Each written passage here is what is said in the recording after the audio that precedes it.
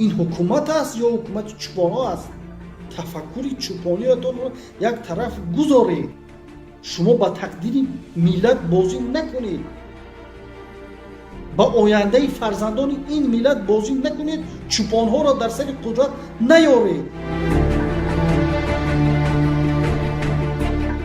میدونیم یک نفری هست که نه عقل داره، نه دانش داره، نه فهمیش، تنها به خاطری که خدای پرزیدنت هست، خویشاوند پرزیدنت مومنی رحمانوف است، با چنین تفکر، با چنین دانش، با چنین که ارو از بفرق کردن نمیتونه، آوردن رهبری خدمات علاقه تاجیکستان بوده.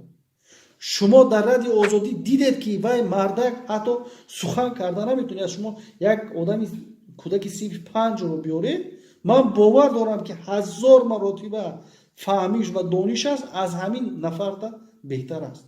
چگونه چنین شخص رو آورده رهبری یک خدمات میگذارم؟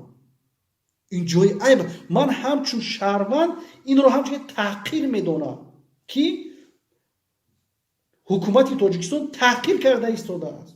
این تحقیر است. میخندم. 10 سال است که یک آدمی بی سواد، کم سواد و تماما فهمیش عقل و دانش نداره، اون رو آوردن در خدمات علاقه رهبر گذاشتن. خدمات علاقه رو به یک تجارت تبدیل داده است و همون یک تیاقه در دست هم بیک سبول دادن در کار. یک رمه را بسیار رمه کلان، یک رمچه را در دست دادن در کار. یک کتابی آدینه را همونجا رفته ماشین بیزنس قطعی از پشت همون گوسپند چرانیش کنن. باید پرزیدنت مومنی رحمان باید فهمد که از همون از تفکر دنگرگی، از تفکر همون گاو و گوسپند براید. گاو و گوسپند